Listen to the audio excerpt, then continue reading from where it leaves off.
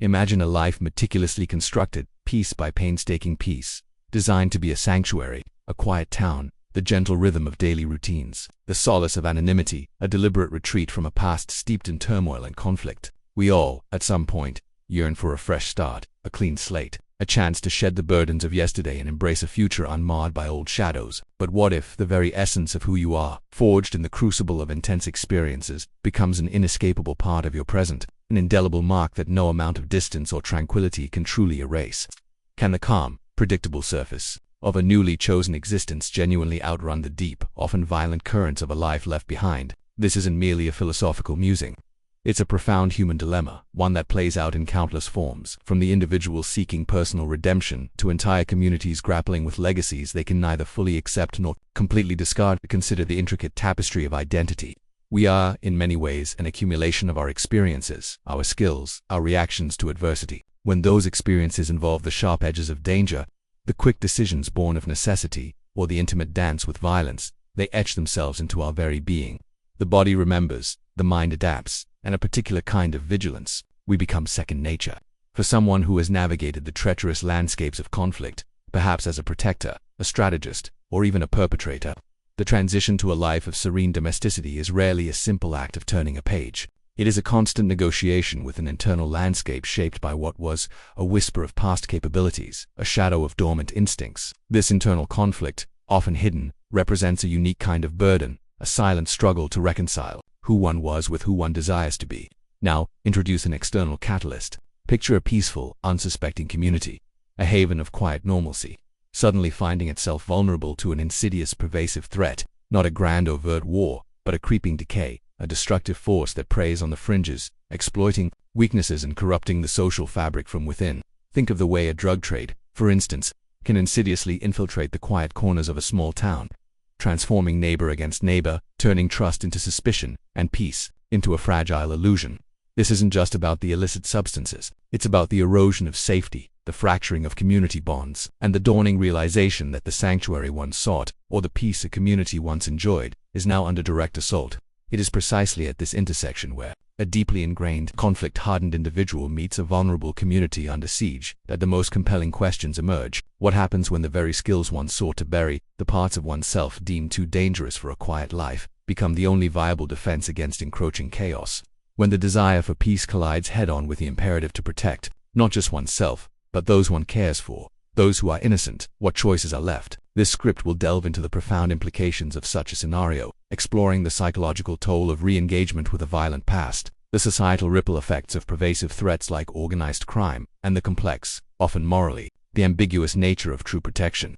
We will examine how personal histories, even those meticulously suppressed, can resurface with devastating force.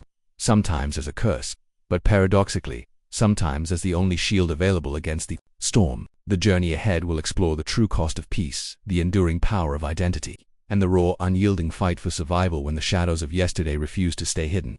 The yearning for a tranquil existence, particularly after a life defined by intense pressure and high-stakes operations, isn't merely a personal preference. It often represents a deep-seated psychological imperative. Individuals emerging from careers that demand constant vigilance, the application of specialized force, or the navigation of morally ambiguous terrains frequently seek environments that offer the antithesis of their former realities.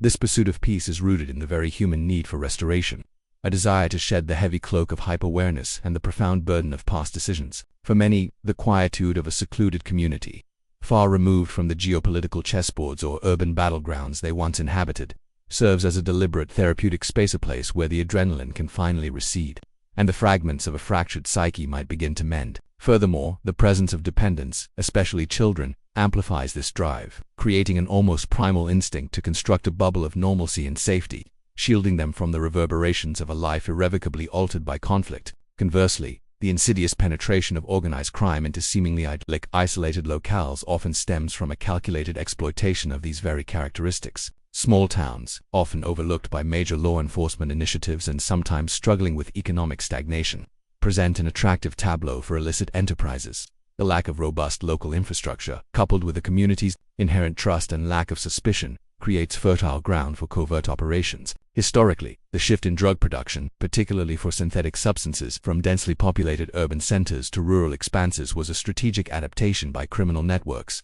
This move allowed them to evade tighter metropolitan surveillance, utilize vast tracts of land for clandestine labs or distribution hubs, and leverage the quiet anonymity of the countryside. Consequently, the initial infiltration is rarely a dramatic invasion.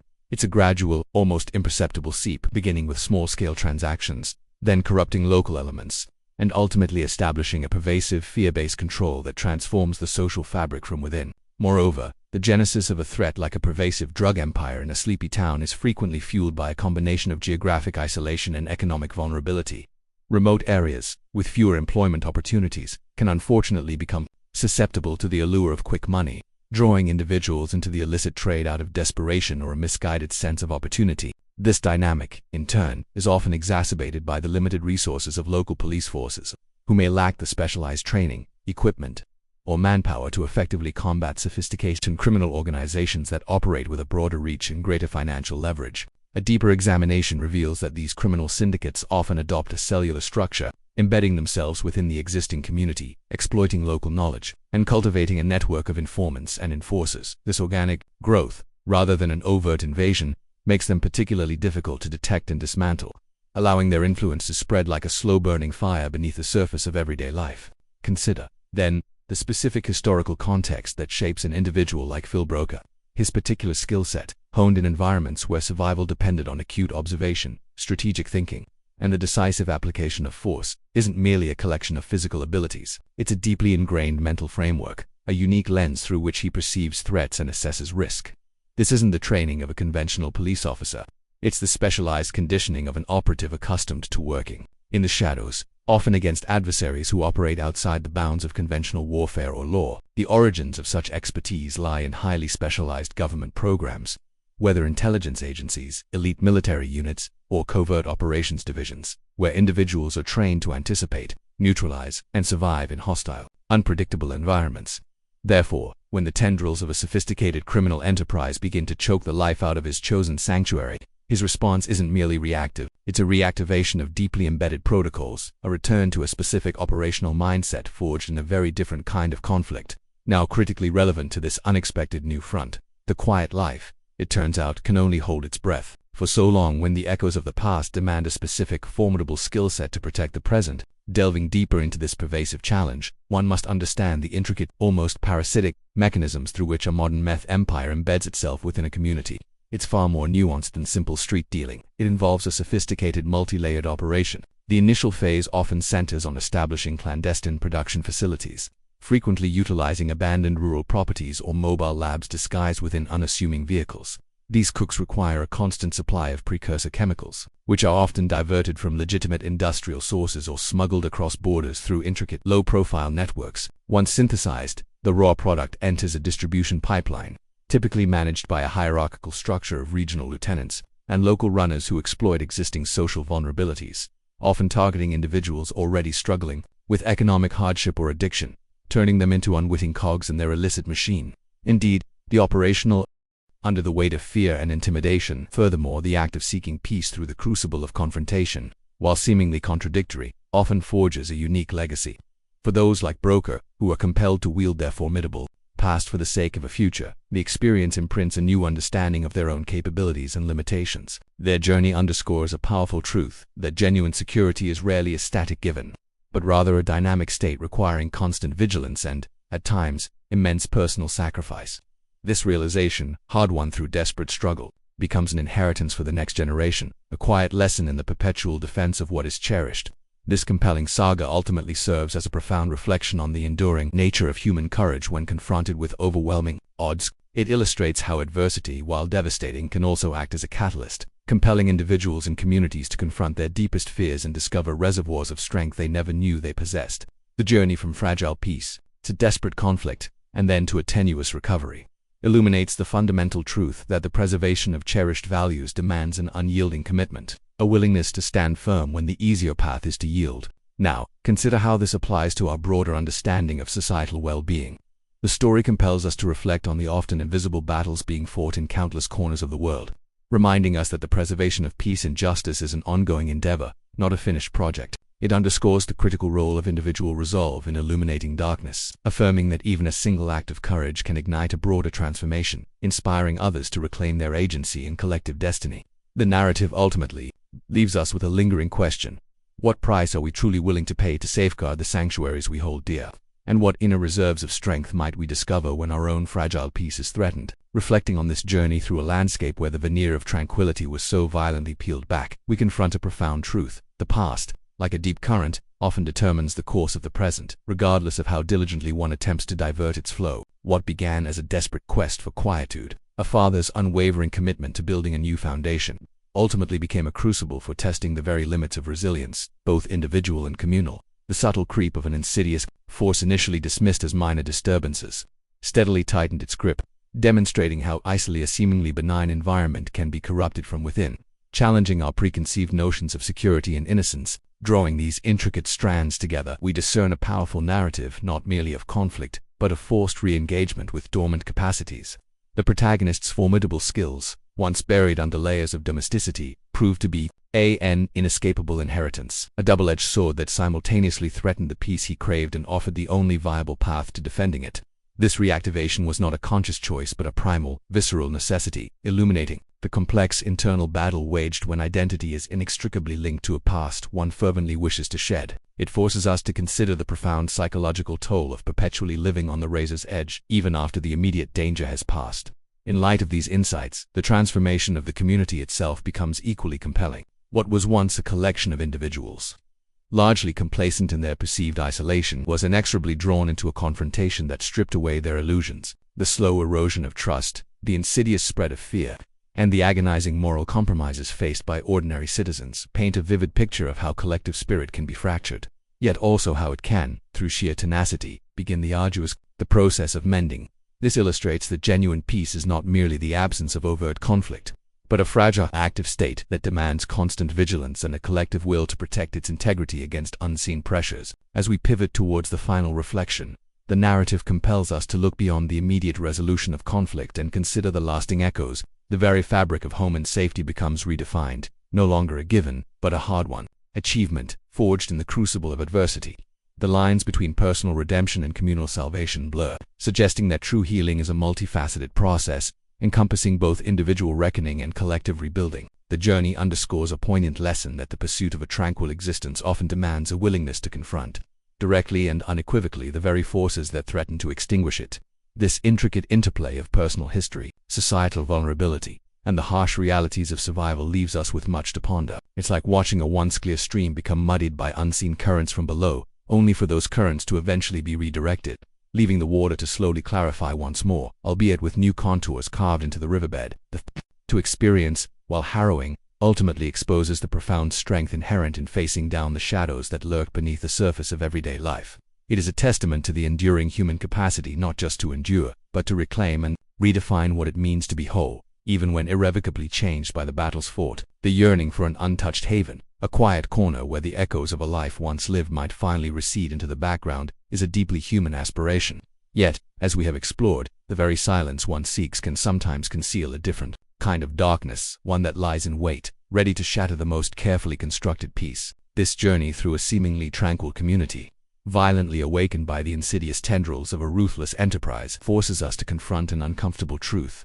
True sanctuary is rarely a passive state, but rather a dynamic equilibrium, constantly challenged and fiercely defended. The illusion of an unburdened fresh start, however meticulously planned, often collides with the inescapable currents of a past, particularly when that past has forged a formidable capacity for navigating the very shadows now encroaching.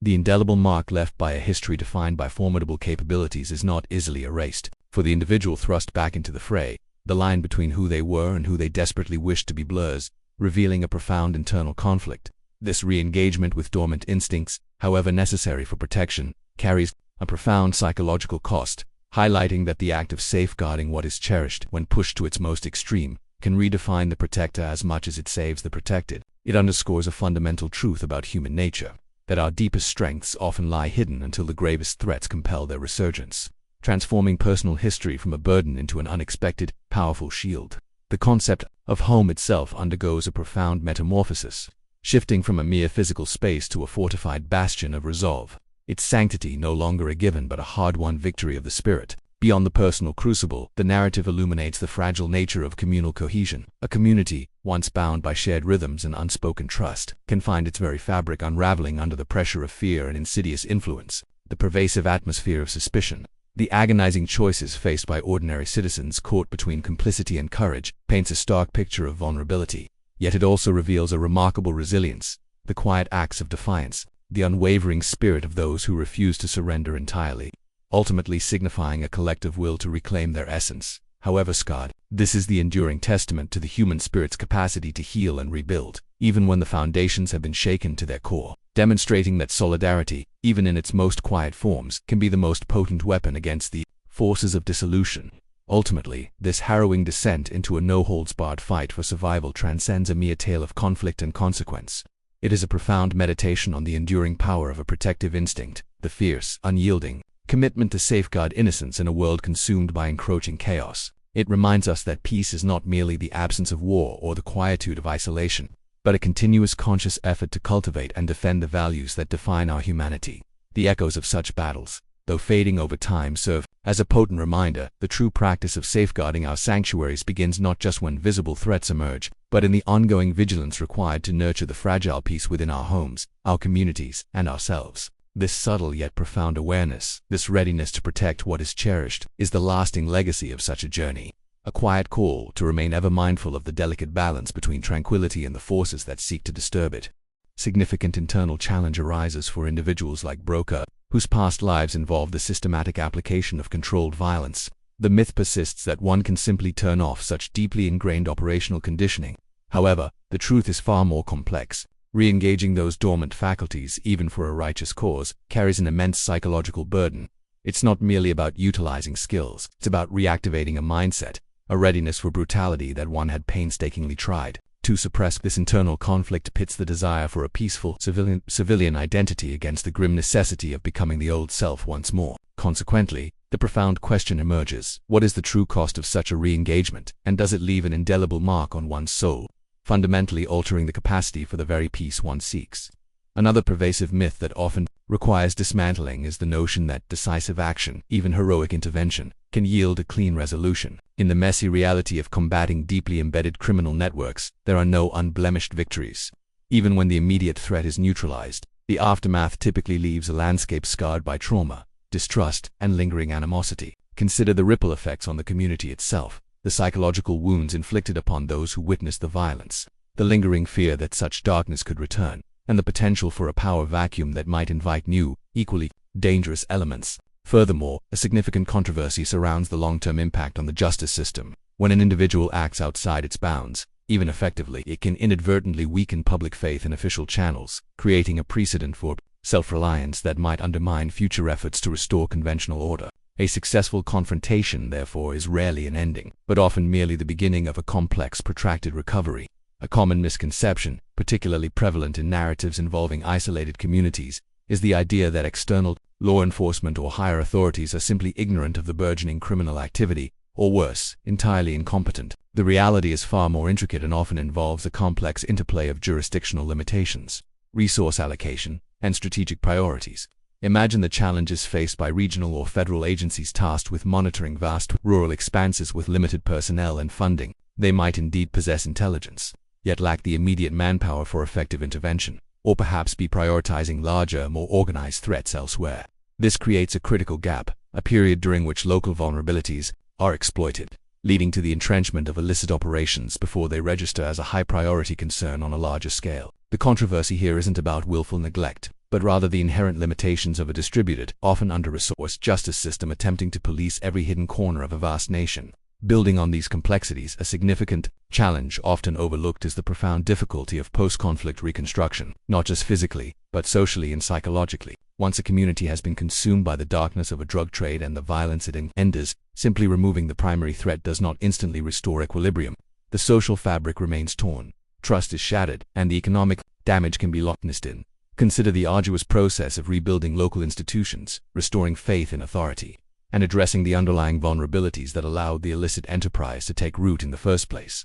This isn't a quick fix, but a generational endeavor, requiring sustained investment in education, economic opportunity, and mental health support. The true measure of success isn't merely the eradication of a specific criminal element, but the arduous, often unseen, work of healing a fractured community and preventing its future susceptibility to similar incursions. Now, consider a different dimension of the struggle, one less about the overt clash of forces and more about the internal redefinition of self. What does it truly mean to achieve a measure of redemption when the path to it is paved with the very violence one sought to escape?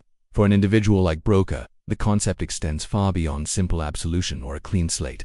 It delves into a profound, often excruciating, reevaluation of one's inherent capabilities and the moral weight of their application. Redemption here is not a destination, a quiet harbor reached after the storm, but rather an ongoing, intricate process of reconciling a formidable past with a desired future, a constant negotiation with the echoes of one's own power. It suggests that true peace might not be the absence of conflict, but the conscious, deliberate choice of how one engages with it. Indeed, the act of re-engaging dormant, formidable skills for a righteous cause paradoxically leaves a unique and indelible imprint on the protector. Imagine the psychological terrain of someone who has, by necessity, reawakened a capacity for extreme action. Even after the immediate threat subsides, the mind remains subtly recalibrated, forever alert to the nuances of danger, the almost imperceptible shifts in human behavior that signal impending threat. This isn't merely post-traumatic stress, but a deeper, more pervasive hypervigilance, an enduring state of readiness that, while protective, can also create a profound sense of isolation. One becomes acutely aware of the world's sharp edges, a burden not easily shared with those who have not walked a similar path. It compels us to ponder whether true normalcy is ever truly recoverable for those who have peered so deeply into the abyss and emerged.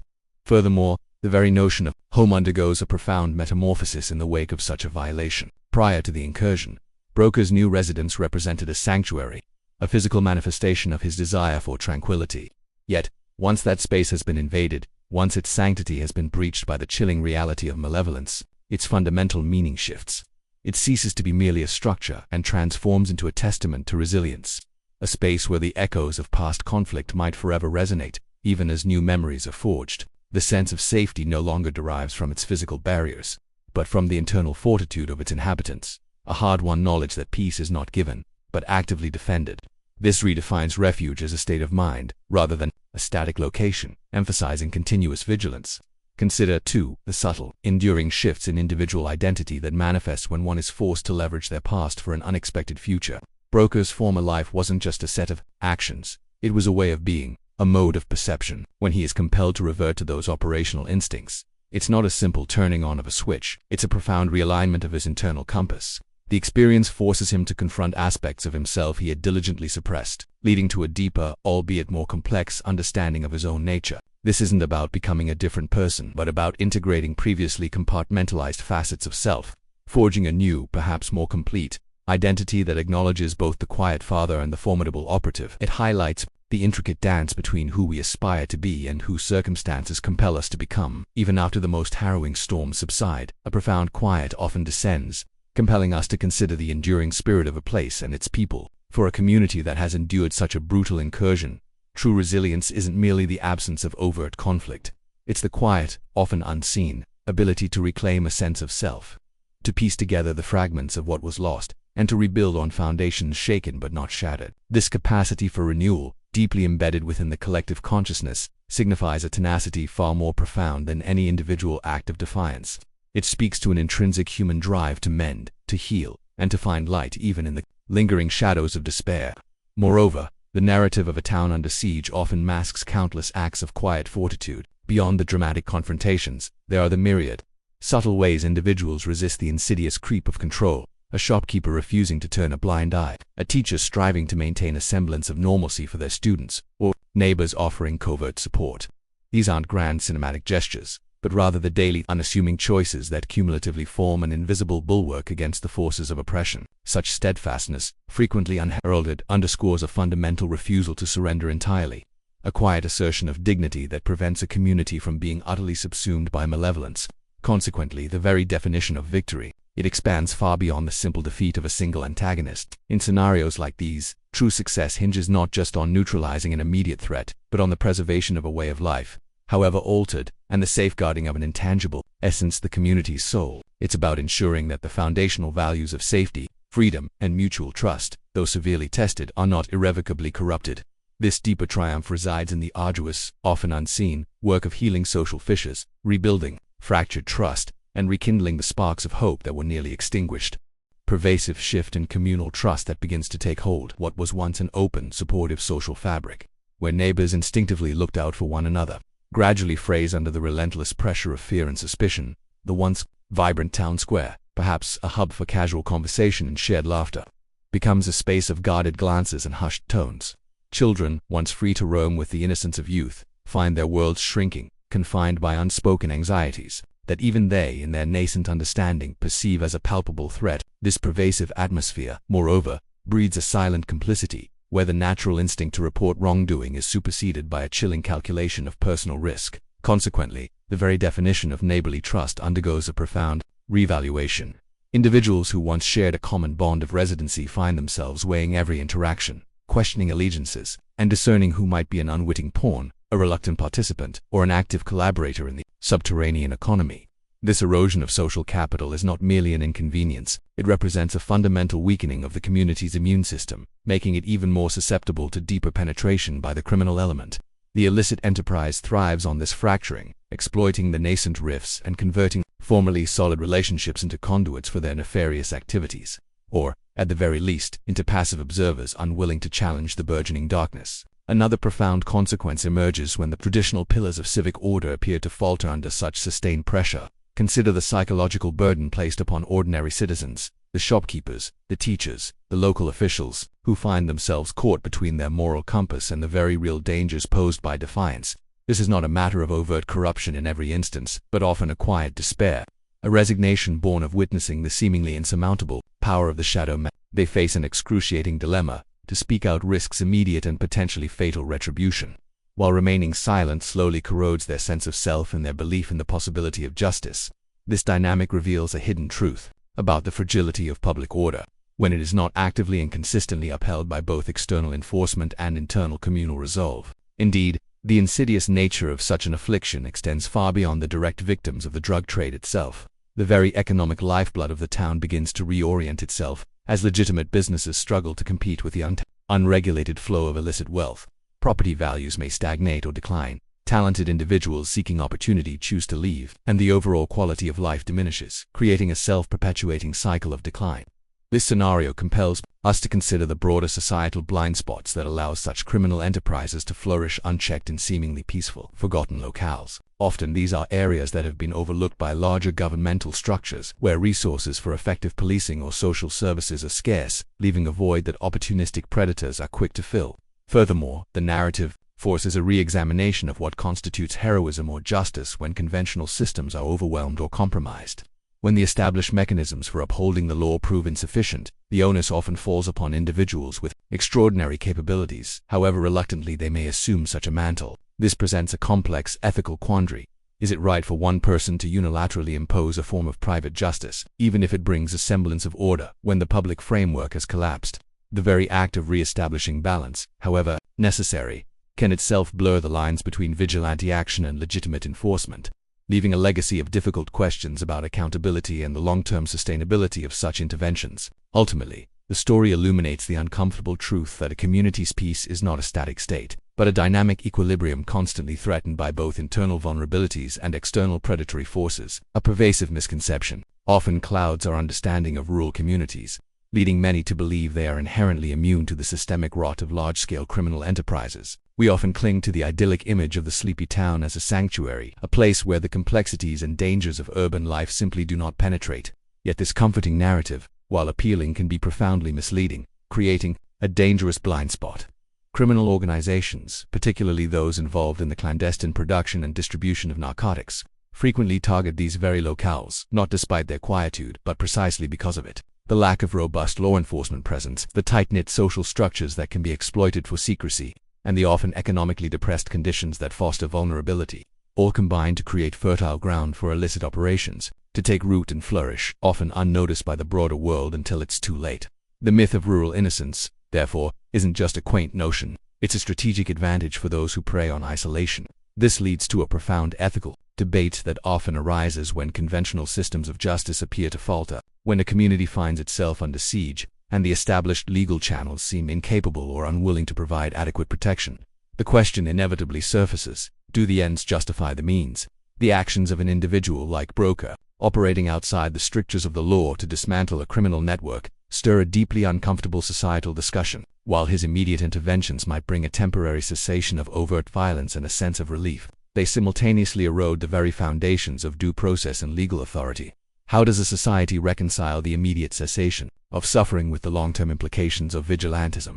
The allure of swift, decisive action against palpable evil is undeniable. Yet embracing such methods, even in extremist risks, normalizing a dangerous precedent, potentially leading to a fragmentation of order and a reliance on individual might rather than collective justice. Furthermore, the very concept of a fresh start for individuals with highly specialized, often violent pasts is fraught with psychological complexity and often proves to be an unattainable ideal. It's a common desire to believe that one can simply shed an identity forged in the crucible of extreme circumstances, much like discarding an old coat. However, the reality is far more intricate. Years of operating in high-stakes environments, where survival hinged on hyper-awareness, tactical thinking, and a readiness for decisive action, fundamentally reshape an individual's neural pathways and ingrained responses. These aren't merely learned skills that can be unlearned. They become deeply embedded aspects of one's being. Consequently, when confronted with a threat that mirrors the dangers of their past, the dormant instincts reawaken with an almost involuntary force. The internal battle for someone like Broker isn't just about choosing to fight. It's about the profound struggle to suppress a part of himself that he desperately wants to leave behind, only to find it is the very thing that ensures his and his loved ones' survival. Consider, too, the moral tightrope walked by those within the community who find themselves caught between complicity and resistance. It's easy from an external vantage point to judge those who succumb to the pressures of a criminal enterprise, labeling them as collaborators. However, the reality is often far more nuanced. Economic desperation, direct threats to family, or the insidious erosion of hope can compel individuals to make choices they would otherwise abhor. The controversy here lies not just in the existence of the criminal element, but in the pervasive fear that paralyzes a community, turning neighbors into reluctant informants or silent witnesses. It's a profound challenge to collective courage, where the act of speaking out requires an almost superhuman resolve against overwhelming odds, and the lines between self-preservation and moral decay become agonizingly blurred. The narrative pushes us to question how much agency individuals truly possess when their lives are overshadowed by such pervasive darkness. One profound, often overlooked controversy in narratives of this kind centers on the intricate dilemma faced by a parent attempting to shield their child from a deeply entrenched evil, while a father's protective instinct is universally understood. The specific vulnerability of a child in such an environment creates a unique moral labyrinth. Consider, for instance, the psychological toll on Maddie, not merely as a bystander, but as a direct target whose innocence becomes a weapon in the hands of the adversary. Her presence, intended to be Broker's anchor to normalcy, becomes his greatest liability, a constant, agonizing pressure point. This compels a parent to confront an agonizing paradox, whether to expose a child to the very dangers they escape by fighting back, or to retreat further, potentially sacrificing dignity and long-term safety for a precarious, fear-driven peace. Such a predicament extends beyond mere physical threat, delving into the profound ethical compromises a protector must weigh. Moreover, activities to find purchase without immediate, widespread resistance. The very remoteness that initially appealed to those seeking solace ironically also shielded nascent criminal operations from external scrutiny. Upon this foundation of economic fragility, a particularly virulent form of illicit commerce began to proliferate.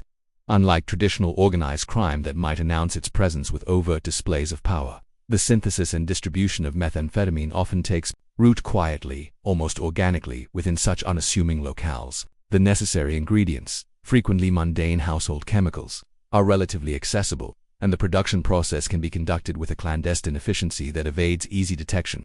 This decentralized model allowed for a gradual, almost cellular expansion, where local individuals, driven by financial exigency, became complicit participants. The initial promise of quick, substantial income for desperate families quickly outweighed the long-term societal decay, as the underground network solidified its hold, transforming abandoned structures and forgotten corners into illicit manufacturing hubs. It wasn't an overnight invasion, but a slow, creeping infestation. The individual who masterfully capitalized on these systemic vulnerabilities was not merely a brute force. He was an astute manipulator of local dynamics, leveraging existing social networks and preying on economic anxieties, meticulously constructed his dominion. His operational blueprint involved identifying key local figures, either through intimidation or financial enticement, to establish a robust internal distribution chain. He understood that overt violence was less effective than a pervasive sense of inevitability, cultivating an atmosphere where cooperation, however reluctant, felt like the path of least resistance. This wasn't simply a matter of moving product. It was about embedding an entire illicit infrastructure within the community's fabric, exerting a subtle yet suffocating control over local resources and even some minor civic functions, thereby insulating his enterprise from external interference and fostering a climate of complicity and fear. Now, consider the profound irony of Phil Broker's background intersecting with this brewing localized crisis. His previous professional life was not merely dangerous. It was defined by a specific, highly specialized expertise in counter and deep cover infiltration, often operating in environments where the lines between order and chaos were constantly blurred. The psychological toll of such assignments, demanding a constant suppression of personal identity and an intimate engagement with the very worst aspects of human depravity, eventually necessitated his complete withdrawal. He sought to dismantle the mental architecture built for survival in those brutal arenas, to shed the hyper-awareness and the readiness for lethal action that had become second nature. This deliberate attempt to sever ties with his the past, to become utterly unremarkable, was a desperate measure to preserve his own humanity and shield his family from the residual toxicity of that world. The irony, of course, is that the very skills he so painstakingly tried to bury are precisely those required to confront the specific menace now taking root. Consequently, the arrival of someone with Broker's unique, albeit dormant capabilities, into this meticulously controlled environment was akin to dropping a single, unignorable stone into a stagnant pond. The very isolation that made the community an ideal incubator for Bodine's clandestine operations also meant that any significant disruption, however unintentional, would ripple outward with amplified effect. Broker, despite his earnest efforts to blend into the mundane, carried an inherent, almost magnetic, opposition to the kind of darkness that now permeated the town. His past was not simply a memory. It was a deeply ingrained set of instincts and a distinct moral compass that, once activated, could not be easily suppressed. It wasn't a matter of if his past would collide with the present, but when and how violently, given the specific predatory nature of the force that had taken root. The initial cracks in the veneer of small-town tranquility often manifest in ways that are easily dismissed by the uninitiated.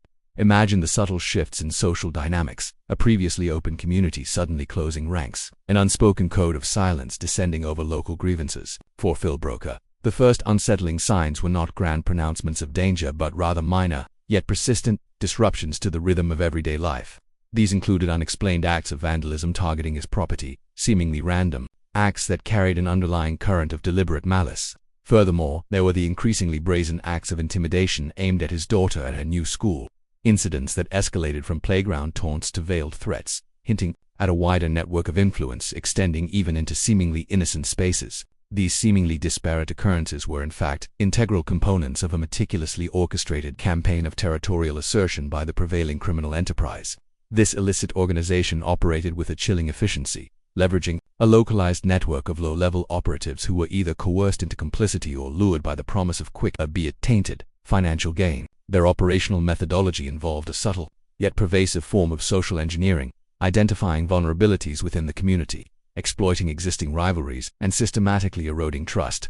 For instance, the deliberate dissemination of rumors or the strategic recruitment of disaffected youth served to both expand their reach and solidify their control, creating an atmosphere where dissent was quietly stifled and the boundaries of acceptable behavior were slowly redefined. Broker's initial response to these encroaching disturbances was characterized by a profound restraint, a deliberate attempt to maintain the facade of normalcy he so desperately craved. He engaged in meticulous observation, a skill honed by years of operating in environments where every detail held potential significance. His actions were not those of a man seeking confrontation, but rather of one attempting to understand the contours of the threat without overtly acknowledging his own latent capabilities. He analyzed patterns of behavior, assessed the hierarchy of intimidation, and sought to identify the true orchestrators behind the petty provocations. This period was marked by an internal struggle, a profound tension between his ingrained instinct for proactive engagement and his fervent desire to preserve the illusion of a peaceful, ordinary life for his child. However, the precarious balance he sought to maintain was irrevocably shattered by a specific, egregious act of aggression directly targeting his daughter. This pivotal incident transcended the realm of mere intimidation, crossing an inviolable line and triggering a primal, protective response that could no longer be suppressed. The details of this direct assault, the immediate and undeniable threat to Maddie's safety, served as the ultimate catalyst. In that harrowing moment, the carefully constructed walls around Broker's past crumbled, and the specialized aptitudes he had painstakingly compartmentalized for years surged to the forefront. It was an involuntary reawakening, a visceral shift, from passive observation to decisive calculated action, signaling the end of his self-imposed dormancy. The immediate aftermath of this confrontation saw Broker's re-emergent capabilities manifest with stunning precision. His movements, once fluid in the shadows of a former life, became acutely purposeful. He didn't merely react, he systematically dismantled the immediate threat with an efficiency that bespoke years of rigorous training and practical application. This first direct engagement served as a stark demonstration of the specialized knowledge he possessed, revealing a profound understanding of pressure points, both physical and strategic, within an illicit network. He wasn't simply fighting, he was analyzing, adapting, and counteracting the specific tactics employed by his adversaries, effectively turning their own methods against them. This initial clash was less about brute force and more about the re-establishment of a very specific kind of order, an order dictated by a highly skilled operative. Consequently, Broker's decisive intervention irrevocably altered the dynamic within the community. His actions, born of necessity, stripped away the veil of anonymity he had so carefully cultivated, forcing the hidden conflict into the glaring light of day. The local criminal element, accustomed to operating with impunity in the quiet shadows, suddenly found themselves confronted by an unforeseen and formidable obstacle. This shift from a clandestine operation to an overt conflict compelled the illicit network to escalate their own tactics, thereby drawing clearer battle lines and inadvertently forcing the community to confront the pervasive darkness that had been allowed to fester beneath its surface. The stage was now irrevocably set for a direct, no-holds-barred confrontation, transforming a personal quest for peace into a battle for the soul of the entire community. Beyond the immediate clashes and the personal crucible of a desperate fight, the infiltration of a seemingly benign community by a sophisticated criminal enterprise casts a long, chilling shadow over every facet of daily existence. Imagine the subtle, yet that the illusion of a clean slate, of simply outrunning one's history, dissolves under the relentless pressure of a new reality. The past, in its most potent form, is not merely a collection of memories but a repository of honed instincts and formidable capacities. When external forces threaten the sanctity of a chosen present, these dormant strengths are called upon, not as a choice, but as an existential necessity. This compelling dynamic forces a reevaluation of what true peace entails, not an absence of challenge, but a resilient state forged through the courageous integration of all facets of one's being, even those once deemed too dangerous for the light. The unfolding narrative therefore becomes a testament to the complex, often morally ambiguous, nature of true protection, and the profound transformative power of confronting shadows, both internal and external. This journey invites us to consider the deeper implications of vigilance and the enduring human capacity to adapt, survive, and ultimately redefine what it means to be truly secure in a world that seldom grants absolute tranquility. The journey we have undertaken, delving into the delicate balance between a desired tranquility and an inescapable past, culminates not in a simple answer, but in a profound redefinition. What began as a question of escape, can a quiet life truly outrun a violent past, reveals itself as a far more intricate tapestry of integration and transformation. The very notion of leaving one's history behind, of shedding the formidable skills forged in crucible moments, proves to be an illusion. Instead, these deeply ingrained capacities, once deemed too dangerous for serenity, emerge as an intrinsic, perhaps even essential, component of true protection. The quiet life, then, is not found in an absence of threat, but in the unwavering, the ability to confront it, wielding the full spectrum of one's being, even its most formidable aspects, for the sake of what is cherished. This intricate dance between an individual's internal landscape and the external pressures of a world seldom truly at rest underscores a fundamental truth. Peace is not a static destination but a dynamic state of being, constantly cultivated and fiercely defended. For a community, the insidious infiltration of a destructive force like a drug empire is more than a criminal act. It is a profound assault on its very soul, fracturing trust, distorting its moral compass, and eroding the foundational pillars of a shared existence. The initial shock gives way to a grim recognition that conventional defenses, while vital, are often insufficient against an adversary that operates in the shadows, preying on vulnerabilities and exploiting the very fabric of social cohesion. It is in these moments of stark realization that dormant strengths, both individual and collective, are called upon, not by choice, but by an existential imperative. The narrative of re-engagement, of skills once buried now brought to bear, is not merely a tale of conflict, it is a testament to the human spirit's profound adaptability. It highlights the complex ethical terrain traversed when the tools of a violent past become the only shield for an innocent present. This internal struggle, the arduous reconciliation of who one was with who one strives to be, leaves an indelible mark, but it also forges a new kind of resilience. For the community, the aftermath is a protracted process of mending, rebuilding not just structures, but the intangible bonds of trust, the shared sense of purpose, and a renewed commitment to collective vigilance. This is a peace earned through crucible, informed by scars, and sustained by a deeper, more conscious understanding of its own precious fragility. Ultimately, The most profound insight gleaned from this exploration is that true security is not found in isolation or in the selective forgetting of one's history, but in the courageous integration of all facets of experience. The quiet life, in its most authentic form, is not one devoid of challenge, but one that has learned to face adversity with an unwavering resolve, drawing strength from every chapter no matter how turbulent. It is a life lived with open eyes, acknowledging the shadows that persist, yet choosing to illuminate them with unwavering determination. This understanding transcends the specific narrative, inviting us all to reflect on our own capacity for resilience, to recognize the dormant strengths within us, and to appreciate that the journey towards genuine peace is an ongoing, active engagement with the world's complexities. The true practice of living a quiet, yet powerfully impactful, life begins now. Not by running from the past, but by courageously incorporating its lessons into every step forward, shaping a future defined by strength, awareness, and an unyielding commitment to what truly matters. Have you ever yearned for a quiet retreat, a sanctuary where the echoes of a turbulent past might finally fade into silence? Imagine the profound relief of finding such a place, a sleepy, unassuming town nestled away from the relentless demands and dangers of a life you desperately wished to leave behind. For Phil Broker, this became a fragile reality, a new chapter crafted for a fresh start, especially for the innocent life he vowed to protect. He sought not grandeur or excitement, but the profound simplicity of anonymity, a place where his formidable history could remain undisturbed. This wasn't merely a geographical relocation, it was an existential shift, an attempt to redefine identity, trading the tension of a former existence for mundane small-town pleasantries. The new home promised a gentler existence, a haven for healing, a stark contrast to the shadows he once navigated. Yet, what happens when that meticulously built peace proves to be nothing more than a thin veneer, easily shattered by forces far more insidious than the ones you fled?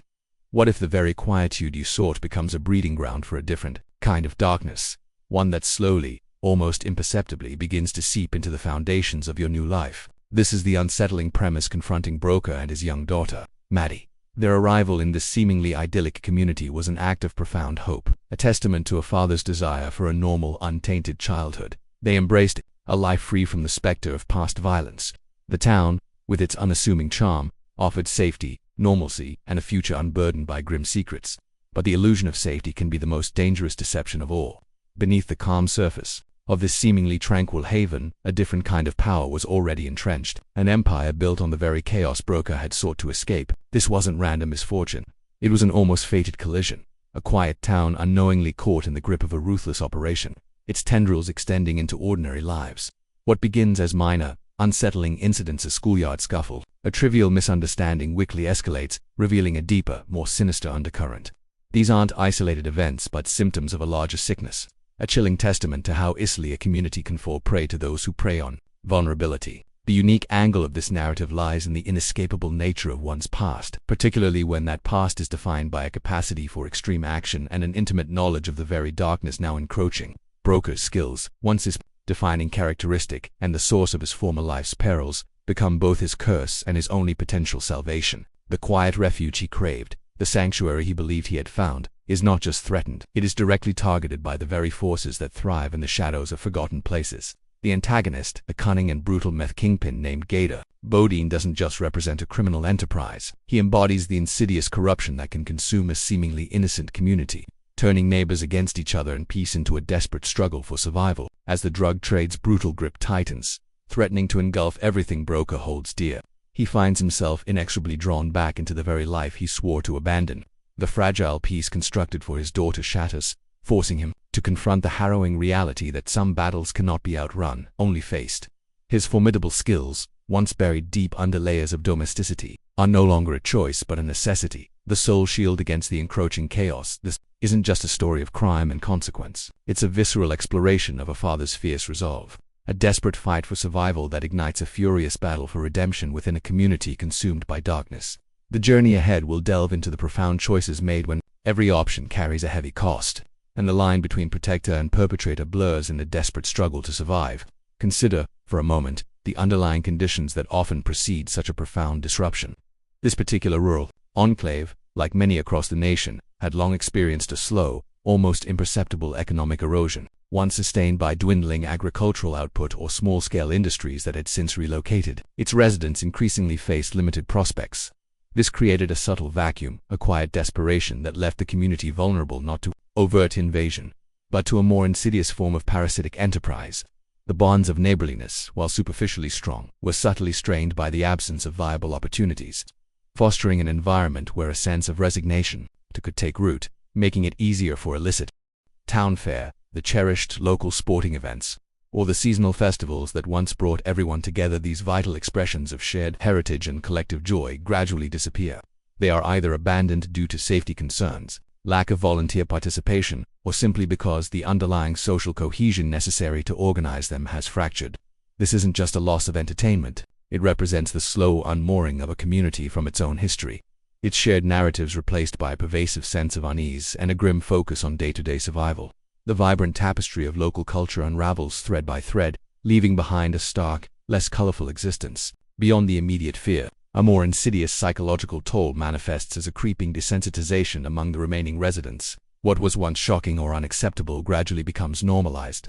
The sight of suspicious vehicles, the hushed rumors of violence, or even the open display of drug paraphernalia cease to provoke outrage or alarm. Instead, a quiet resignation settles in, a pervasive sense that this is simply the way things are now. This isn't apathy, but a form of emotional self-preservation, where individuals lower their expectations for safety and normalcy, creating an internal landscape of subdued hope and an outward appearance of passive acceptance. Such a state can be profoundly difficult to reverse, even after the direct threat has been addressed. Moreover, the strain on the town's non-police first responders intensifies dramatically, introducing unique and often overlooked dangers. Firefighters, for instance, face an increased risk of responding to volatile clandestine lab explosions, where toxic fumes and unstable chemicals pose immediate life-threatening hazards distinct from conventional fires. Paramedics and EMTs encounter a growing number of complex medical emergencies, from severe overdoses requiring specialized protocols to treating injuries sustained from drug-related violence, often in hostile environments. Social workers, conversely, grapple with an escalating caseload of fractured families, neglected children, and individuals struggling with profound addiction, stretching their already limited resources to breaking point. These dedicated professionals, often less visible than law enforcement, endure immense moral fatigue and personal risk in their efforts to mitigate the widespread suffering. Finally, the underlying power dynamics of the community undergo a subtle but profound shift. Traditional leaders, the respected elders, the long-standing church figures, the generational business owners find their influence waning. Their wisdom and moral authority are subtly undermined by the new illicit power brokers who command loyalty through fear or financial inducement. This creates an informal, yet potent, parallel governance structure, where decisions about local resources, informal justice, and even social control are increasingly dictated by the criminal enterprise. The legitimate leadership, while still officially in place, finds its ability to enact positive change or mobilize collective action severely curtailed, leaving a vacuum where shadow authority dictates the true rhythm of daily life. The pervasive shadow cast by a drug empire extends deep into the very machinery of local justice, stretching its capacity beyond breaking point. Consider the immense strain placed upon the courthouse, where dockets swell with drug-related arrests, overwhelming the limited number of judges, public defenders, and probation officers. Trials become a rarity, supplanted by an endless stream of plea bargains, often driven by sheer caseload volume rather than meticulous pursuit of justice. This systemic overload subtly transforms the local legal process from one focused on rehabilitation and community redress into a mere conveyor belt for processing offenders, eroding the fundamental principles of fairness and due process for all citizens. The slow grinding of this overburdened system fosters a palpable sense of futility, further diminishing public confidence in the rule of law. Building on this, however, the demographic fabric of the town begins to undergo a profound, almost imperceptible shift. Beyond the departure of local youth seeking safer horizons, there's often an influx of transient individuals drawn by the illicit economy. These newcomers, frequently disconnected from the town's historical roots and communal values, bring with them a different set of norms and priorities.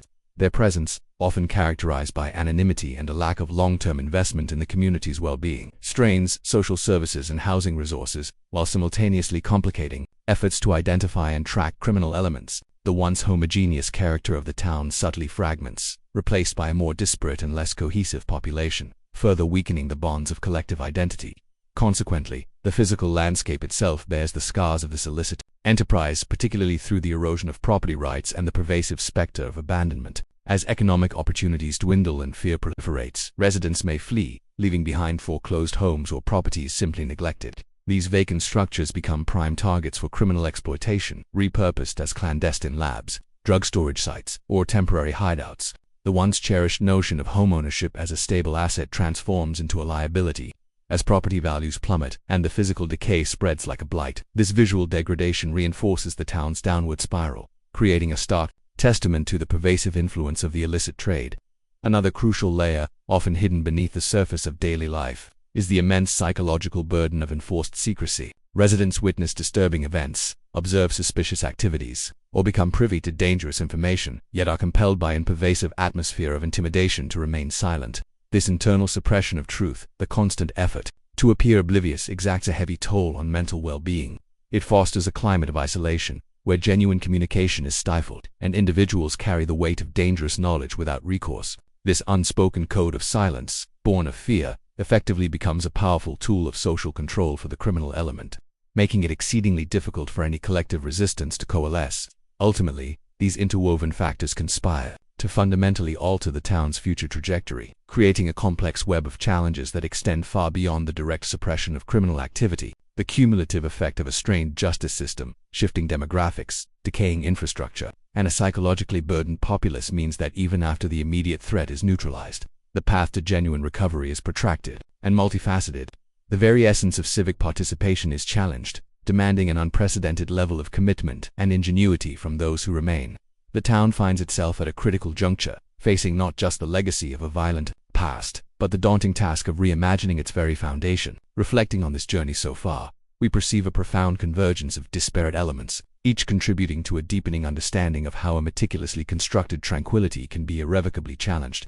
The initial aspiration for a life unburdened by past exigencies, a deliberate retreat into the solace of anonymity, reveals itself not as an impervious fortress but as a delicate membrane. Beneath its quiet surface, the very qualities once sought to bury a profound understanding of conflict, a unique calculus for survival, a vigilance honed in the shadows begin to stir, not merely as a curse, but as an unsettling, yet undeniable, potentiality.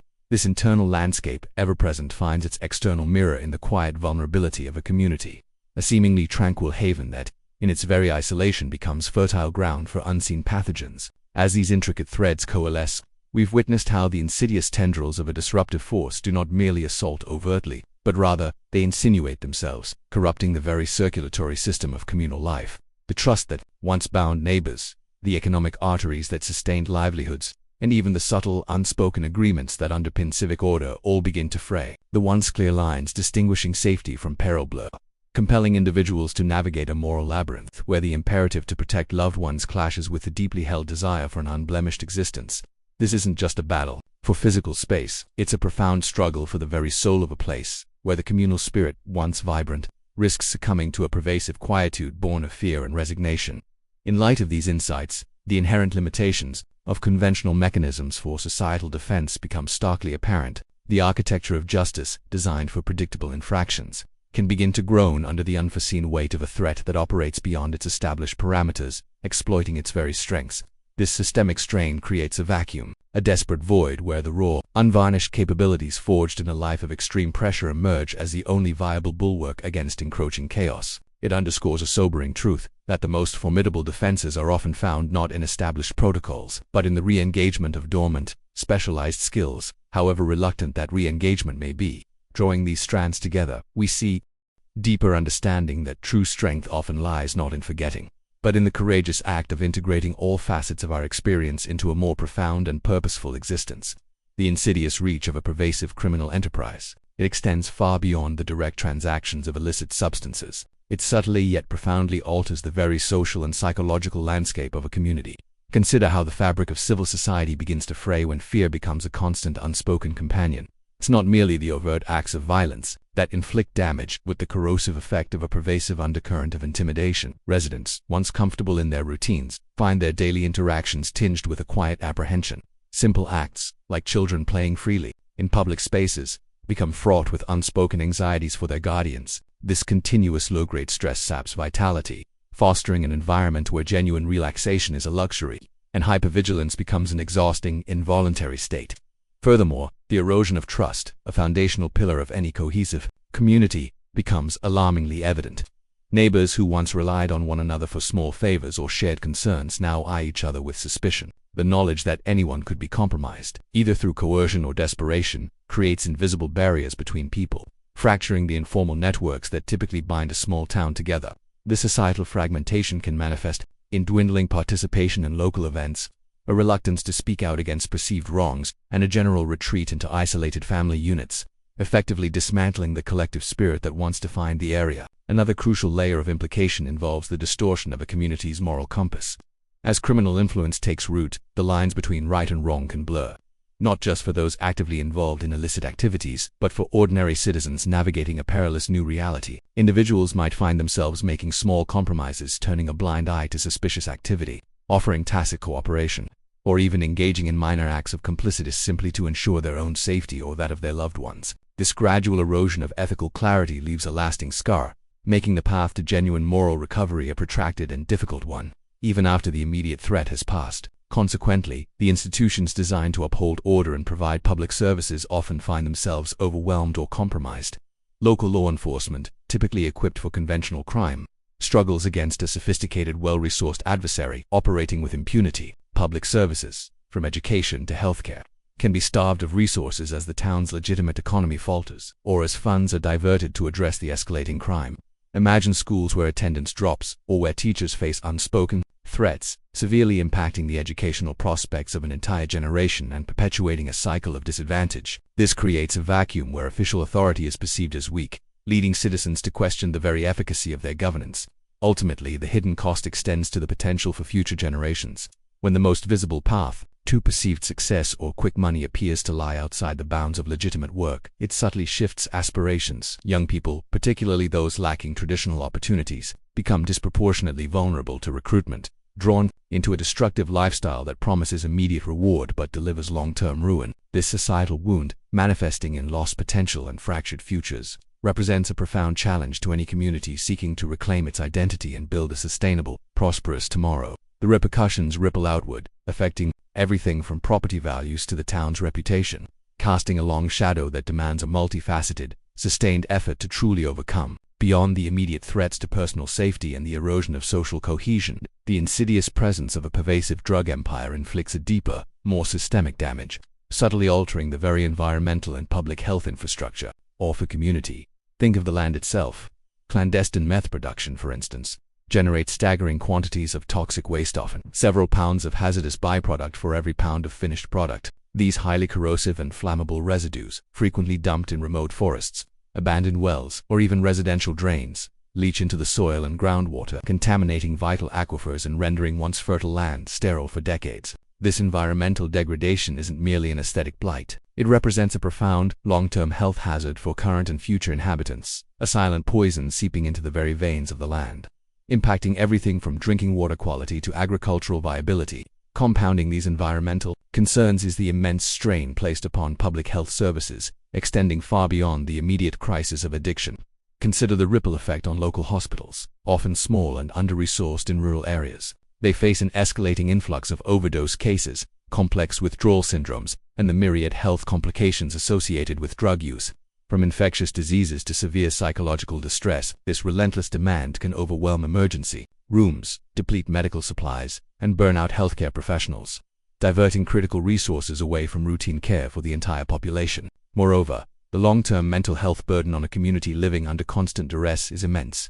Anxiety, depression, and trauma-related disorders become more prevalent.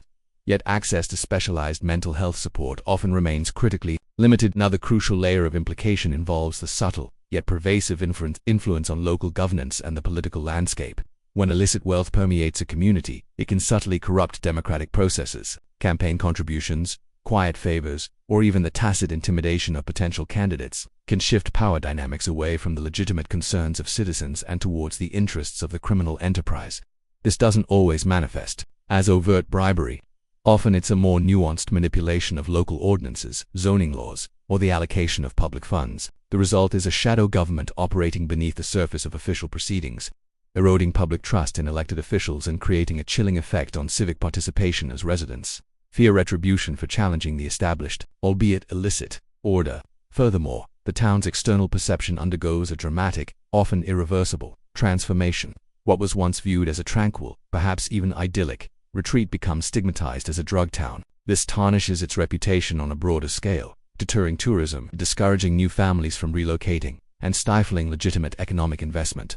Even state or federal aid, while potentially available, might be viewed with skepticism. or face bureaucratic hurdles due to the perceived instability of the region. The cultural narrative shifts from one of quaint charm to one of inherent danger, impacting everything from property values to the psychological well-being of residents who feel their home has been unfairly branded. In parallel, the education system, a cornerstone of community future, faces unique and profound challenges. Beyond issues of attendance, the atmosphere of fear can permeate school grounds, impacting student focus and teacher morale. Curricula might inadvertently become less ambitious as resources are stretched thin, or as the focus shifts to addressing behavioral issues linked to the wider societal distress. Teachers, particularly those from outside the community, may be reluctant to stay, leading to high turnover and a loss of experienced educators. This erodes the quality of instruction, potentially trapping a generation in a cycle of limited opportunity and further exacerbating the very conditions that allowed the illicit trade to flourish. Ultimately, the insidious nature of such an infiltration highlights a grim truth. The initial quiet life is not merely interrupted but fundamentally reshaped. The very essence of what defined the community, its natural beauty, its social cohesion, its democratic integrity, and its promise for the future becomes a battleground where the fight extends far beyond immediate violence, touching every facet of existence. A subtle yet profound transformation sweeps through the economic landscape of a town infiltrated by a drug empire, extending far beyond the mere absence of new investment. Existing legitimate businesses, the very heartbeat of a small community, find themselves operating in a distorted reality. Their sales dwindle as illicit cash circulates in an untaxed, unregulated shadow economy, making it impossible to compete on price or volume. Consider the local diner, the hardware store, or the family-owned grocery. Their customer base shrinks, not just from fear-induced isolation, but because disposable income is redirected towards addiction or the illicit trade itself. This financial squeeze often forces them into a slow, agonizing decline, leading to closures that leave gaping holes in the town's commercial fabric, replacing vibrant storefronts with boarded-up windows and palpable despair. Furthermore, the very essence of communal identity begins to erode as traditional rituals and cultural touchstones wither. Imagine the annual in outrunning but in integrating. The individual who once fled his past discovers that his most formidable self was forged within it, and the quiet life he sought is not found in its erasure, but in its conscious acceptance and purposeful application. This invites us to consider our own lives. How do our personal histories, with all their complexities, shape our present and future? What latent strengths do we possess, perhaps undiscovered, waiting for a moment of necessary re-engagement? The journey through such a narrative reinforces the invaluable power of curiosity, not just to understand fictional tales, but to delve into the intricate layers of human experience, prompting continuous self-reflection and an informed engagement with the world around us. When the raw clamor of confrontation finally recedes, the silence that descends upon a community is rarely a return to its former, untroubled quietude. Instead, it resonates with the echoes of what has transpired, signaling a new, profound chapter in its collective narrative. This is not the quiet of blissful ignorance, but the deeper, more resonant calm of hard-won experience. The landscape, both physical and emotional, bears the indelible marks of the struggle.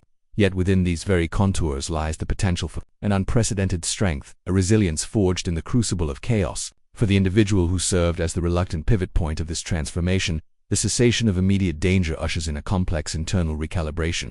The specific aptitudes that were once deliberately suppressed, then violently reawakened, do not simply dissipate.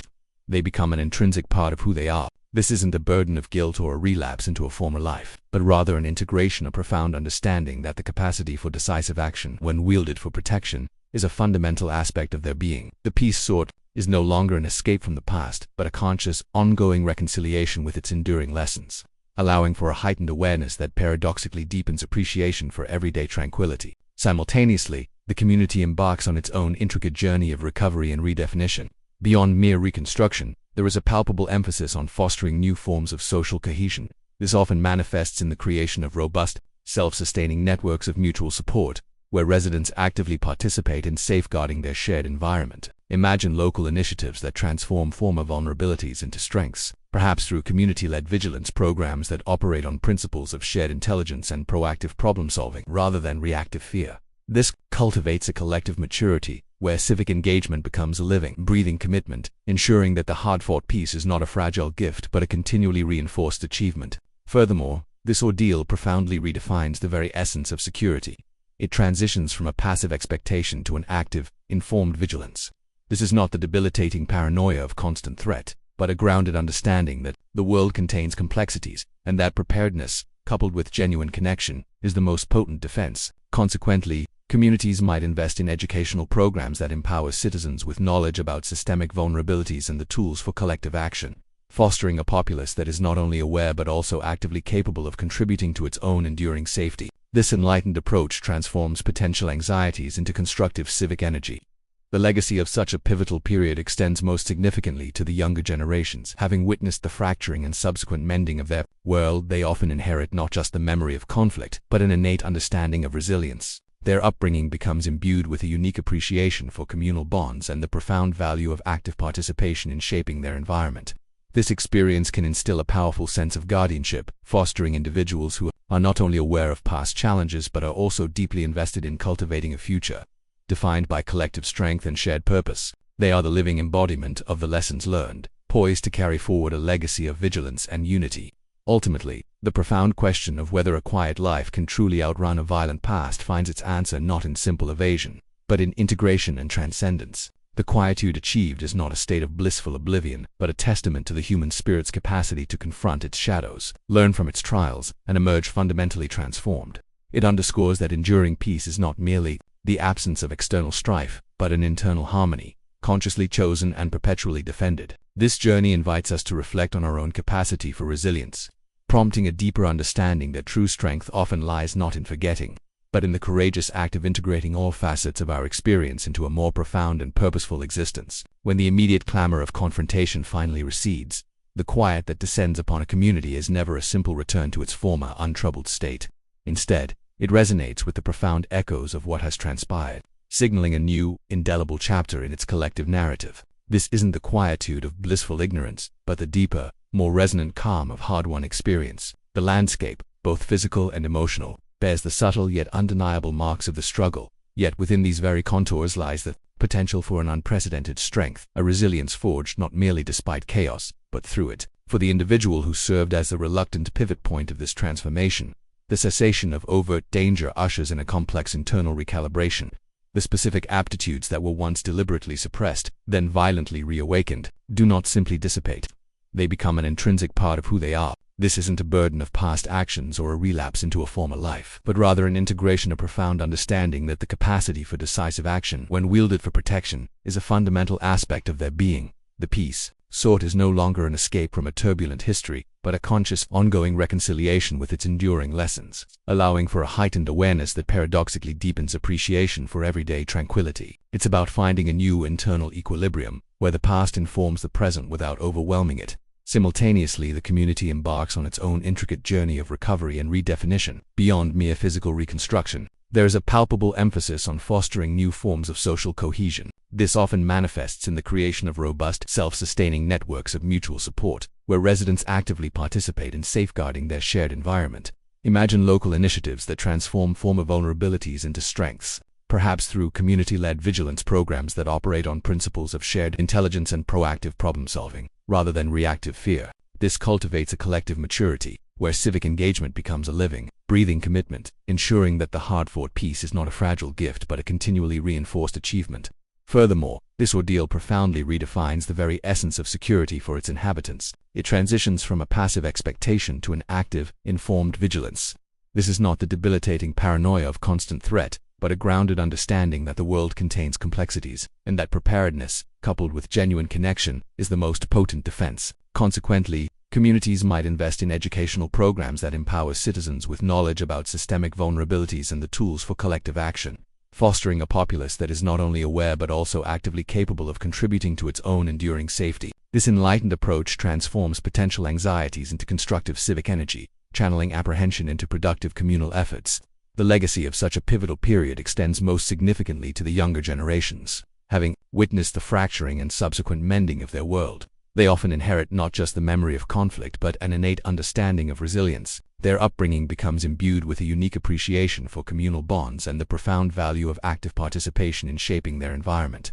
This experience can instill a powerful sense of guardianship, fostering individuals who are not only aware of past challenges but are also deeply invested in cultivating a future defined by collective strength and shared purpose. They are the living embodiment of the lessons learned, poised to carry forward a legacy of vigilance and unity, ensuring that the sacrifices made are honored through enduring progress.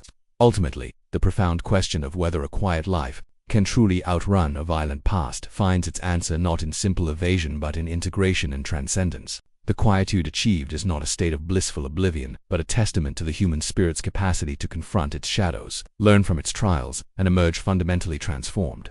It underscores that enduring peace is not merely the absence of external strife, but an internal harmony, consciously chosen and perpetually defended. This journey invites us to reflect on our own capacity for resilience, prompting a collaborative effort rather than passive reliance. Furthermore, economic recovery assumes a distinct character, moving beyond merely attracting external investment.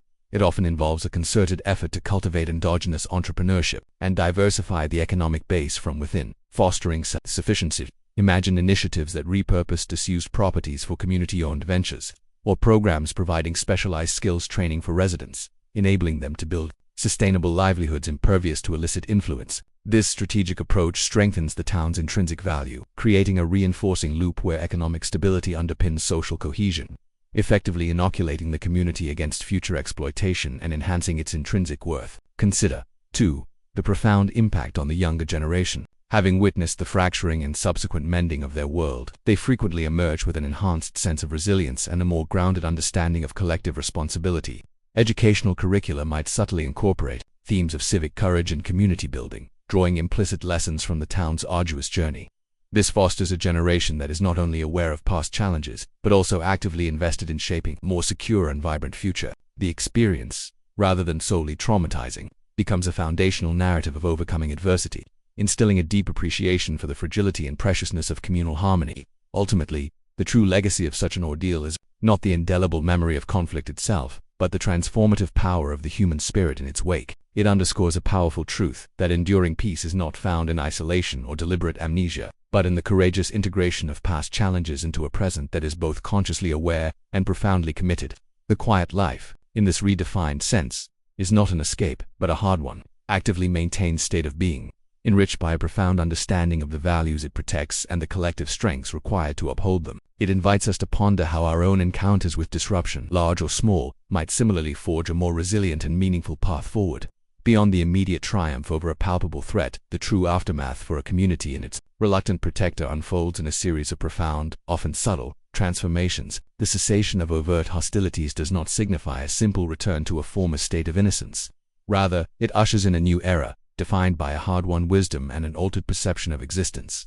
Imagine a river that has weathered a mighty storm. Its banks are reshaped, its currents run deeper, and its flow, while calmer, carries the indelible memory of the tempest. Similarly, the town's collective consciousness undergoes a fundamental realignment, understanding that peace is not merely the absence of conflict, but a diligently cultivated equilibrium. What truly resonates in the quiet following such chaos is the enduring legacy of individual choice. Every decision made under duress, every line drawn in the sand, leaves an indelible ethical footprint, not only on the protagonist but on the very ethos of the community he defended. Consider how the unwavering resolve of one person, forced to revisit a past he sought to bury, can subtly redefine the very concept of courage for an entire populace. It shifts from a notion of grand, public heroism to an understanding of quiet, persistent conviction, often expressed through unseen acts of moral fortitude. This paradigm shift encourages a more nuanced appreciation for the complex interplay between personal sacrifice and collective well-being. In this transformed landscape, the concept of vigilance itself evolves. It moves beyond a reactive stance against a specific threat to become an ingrained, adaptive aspect of communal life. This isn't a state of perpetual anxiety, but a heightened awareness of the world's inherent dynamism, recognizing that challenges can emerge from unforeseen corners and in novel forms. Consequently, communities might foster new civic structures, perhaps through mentorship programs for youth or intergenerational dialogues, to ensure that the lessons learned are not merely remembered but actively integrated into the future. This proactive approach to self-preservation builds a robust societal immune system, capable of responding to evolving pressures with intelligence and cohesion. Moreover, this newfound clarity often prompts a deeper philosophical inquiry into the very meaning of home and belonging. Is it solely a physical dwelling, or is it a state of being, a shared narrative forged through collective struggle and protection? For those who chose to remain and rebuild, home becomes imbued with a profound significance, a testament to resilience and an embodiment of shared values. It transforms from a passive refuge into an active commitment, a place where individuals are not just residents but integral custodians of its ongoing story. This profound attachment to place, born from adversity, creates a unique social cohesion, binding people through the crucible of shared experience. Ultimately, The enduring question remains, can a quiet life truly outrun a violent past? Perhaps the answer lies not in outrunning, but in integrating. The individual who once fled his past discovers that his most formidable self was forged within it, and the quiet life he sought is not found in its erasure but in its conscious acceptance and purposeful application. This invites us to consider our own lives. How do our personal histories, with all their complexities, shape our present and future? What latent strengths do we possess, perhaps undiscovered, waiting for a moment of necessary re-engagement? The journey through such a narrative reinforces the invaluable power of curiosity, not just to understand fictional tales, but to delve into the intricate layers of human experience, prompting continuous self-reflection and an informed engagement with the world around us. Upon the cessation of overt conflict, a community that has endured such a profound breach of its tranquility embarks on a journey far more intricate than mere restoration. It's a subtle, yet deeply transformative period, marked by a recalibration of collective understanding and a quiet reevaluation of what constitutes true security. The former illusion of untouched serenity, perhaps once taken for granted, gives way to a nuanced appreciation that genuine peace isn't a static destination but a dynamic, actively cultivated state, continuously reinforced through conscious effort and shared responsibility. Imagine a river that has weathered a mighty storm. Its banks are reshaped, its currents run deeper, and its flow, while calmer, carries the indelible memory of the tempest. Similarly, the town's collective consciousness undergoes a fundamental realignment, understanding that peace is not merely the absence of conflict but a diligently cultivated equilibrium. What truly resonates in the quiet following such chaos is the enduring legacy of individual choice. Every decision made under duress, every line drawn in the sand, leaves an indelible ethical footprint, not only on the protagonist but on the very ethos of the community he defended. Consider how the unwavering resolve of one person, forced to revisit a past he sought to bury, can subtly redefine the very concept of courage for an entire populace. It shifts from a notion of grand public heroism to an understanding of quiet, persistent conviction, often expressed through unseen acts of moral fortitude. This paradigm shift encourages a more nuanced appreciation for the complex interplay between personal sacrifice and collective well-being.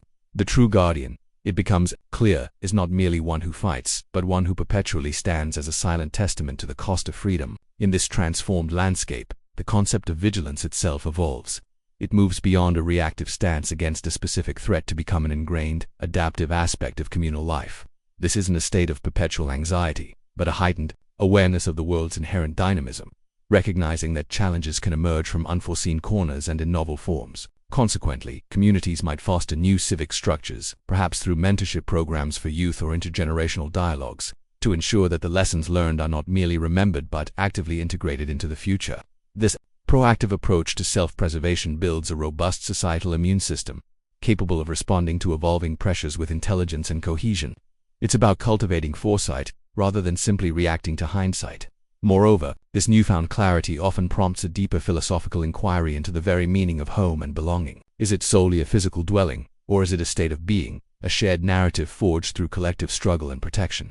For those who chose to remain and rebuild, home becomes imbued with a profound significance, a testament to resilience and an embodiment of shared values. It transforms from a passive refuge into an active commitment, a place where individuals are not just residents but integral custodians of its ongoing story.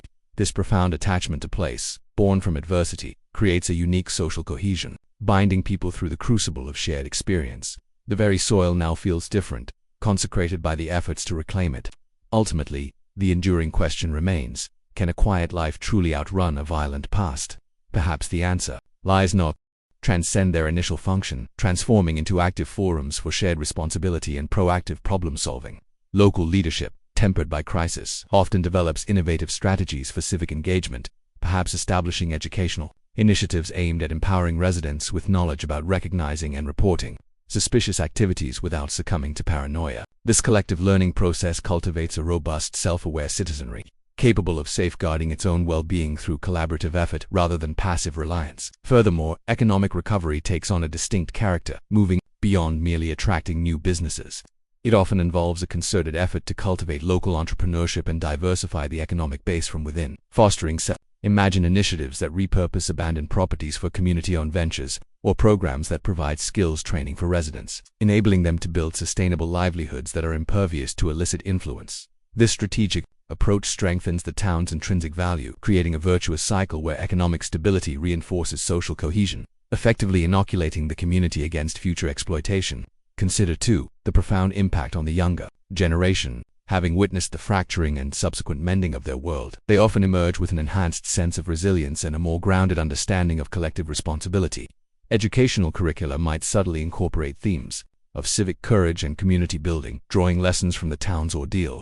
This fosters a generation that is not only aware of past challenges but also actively invested in shaping a more secure and vibrant future. The experience, rather than solely traumatizing, becomes a foundational narrative of overcoming adversity, instilling a deep appreciation for the fragility and preciousness of communal harmony.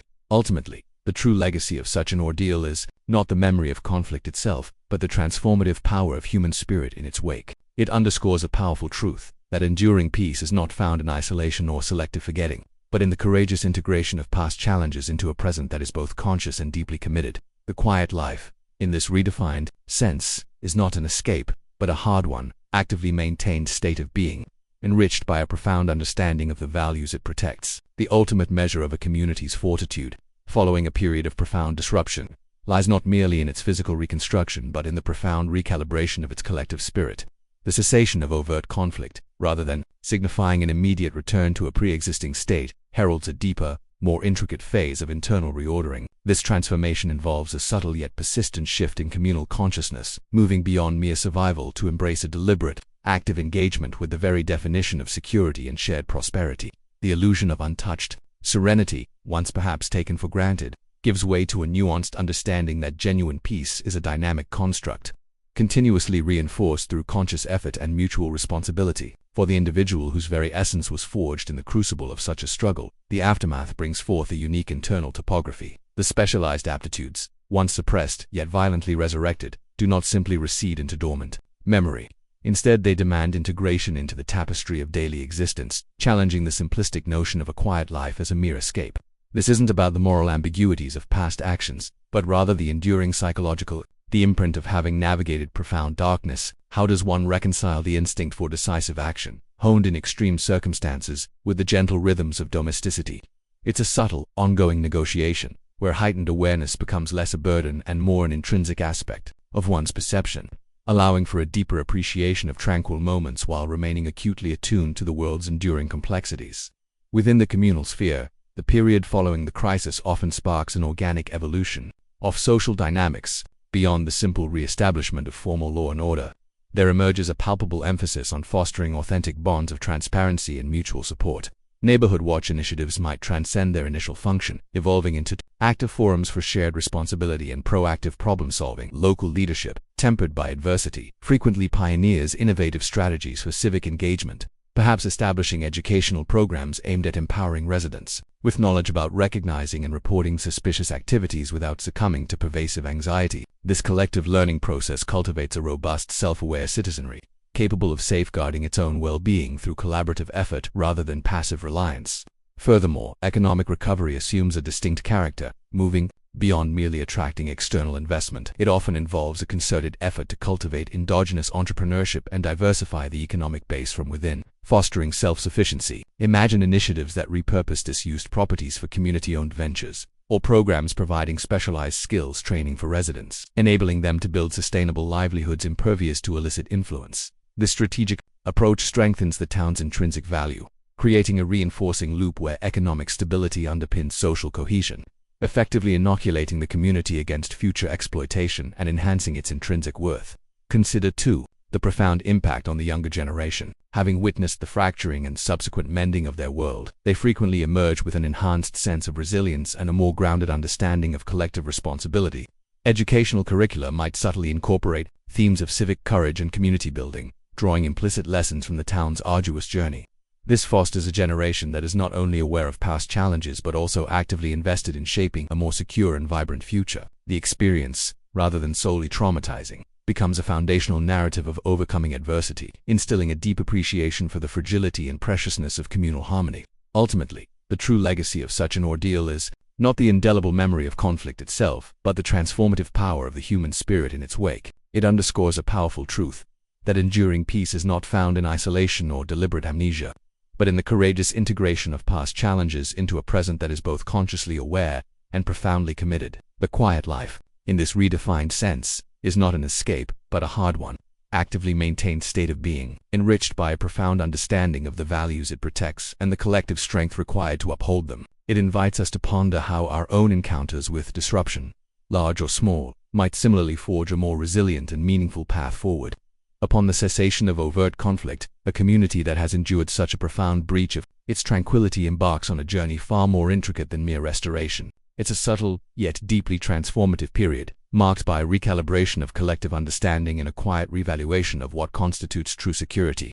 The former illusion of untouched serenity, perhaps once taken for granted, gives way to a nuanced appreciation that genuine peace isn't a static destination but a dynamic, actively cultivated state, continuously reinforced through conscious effort and shared responsibility. For the individual whose very essence was forged in the crucible of such a struggle, the aftermath brings forth a unique internal landscape. The specialized aptitudes, once suppressed yet violently resurrected, do not simply recede into dormant memory.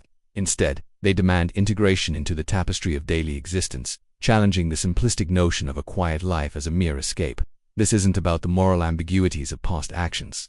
Rather, it's about the enduring psychological, the imprint of having navigated profound darkness. How does one reconcile the instinct for decisive action, honed in extreme circumstances, with the gentle rhythms of domesticity? It's a subtle, ongoing negotiation, where heightened awareness becomes less a burden and more an intrinsic aspect of one's perception, allowing for a deeper appreciation of tranquil moments while remaining acutely attuned to the world's enduring complexities. Within the communal sphere, the period following the crisis often sparks an organic evolution of social dynamics. Beyond the simple re-establishment of formal law and order, there emerges a palpable emphasis on fostering authentic bonds of transparency and mutual support.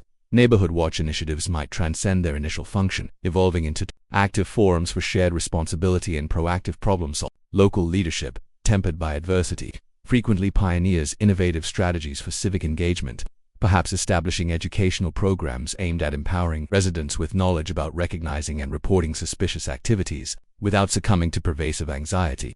This collective learning process cultivates a robust, self-aware citizenry, capable of safeguarding its own well-being through more nuanced, often riddled with layers of complicity, fear, and even quiet opportunism.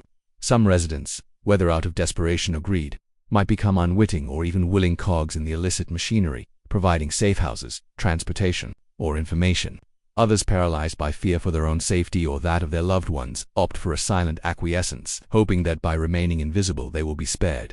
This collective silence, this web of unspoken fear and subtle collaboration, ironically becomes one of the drug empire's most potent defenses. It transforms the community itself into a complex, almost impenetrable shield, making it incredibly difficult for any single individual, regardless of their capabilities, to effectively rally resistance or pinpoint genuine allies without risking widespread exposure and devastating repercussions. Consequently, the fight for survival becomes not just a physical battle, but a struggle against the pervasive psychological grip of the criminal enterprise, a quiet war for the very soul of the town. When the dust settles and the immediate peril recedes, a community scarred by insidious infiltration and overt conflict rarely returns to its former state, pristine and untouched. Instead, it enters a profound period of transformation, marked by a quiet, often arduous process of reconstruction. This isn't merely about rebuilding structures or re-establishing economic stability. It's about mending the intricate fabric of human connection, restoring faith in collective safety, and redefining what it means to be truly secure. The experience imprints a lasting vigilance, a nuanced understanding that peace is not merely the absence of overt strife, but a dynamic state requiring constant cultivation and, at times, a formidable capacity for self-defense. Reflecting on such an ordeal compels us to consider the evolving nature of sanctuary. Was the initial quietude merely a fragile illusion, a temporary reprieve from an ever-present world of threats? Or does true sanctuary emerge from within, forged in the crucible of adversity, capable of withstanding the inevitable pressures of a complex world? For individuals forced to confront their dormant capacities for protection, like our protagonist, the journey is one of profound, often unsettling, self-discovery. They might grapple with the realization that the very essence of their past, once deemed a burden to be shed, proved to be an indispensable shield. This integration of a formidable, perhaps even dangerous, identity into a new, peaceful existence is a testament to the human spirit's boundless adaptability, a recognition that strength can derive from unexpected sources. Moreover, the narrative, it extends beyond the central figures to encompass the broader human condition. Every society, in its own way, confronts forces that threaten its cohesion, whether they are economic dislocations, ideological conflicts, or the insidious spread of organized crime. The resilience displayed in response to such pressures is not a uniform, heroic surge, but a mosaic of individual and collective responses. The quiet acts of defiance, the forging of new alliances, and the gradual reassertion of communal values. This process underscores a fundamental truth that the capacity for recovery and growth often lies dormant until awakened by challenge, revealing an inherent tenacity that allows communities to not just survive, but to evolve and strengthen. Ultimately, delving into stories of such intense confrontation offers more than mere entertainment. It provides a vital lens through which to examine our own vulnerabilities and strengths. It prompts us to consider the nuanced interplay between individual agency and societal forces, between the yearning for tranquility and the imperative for protection.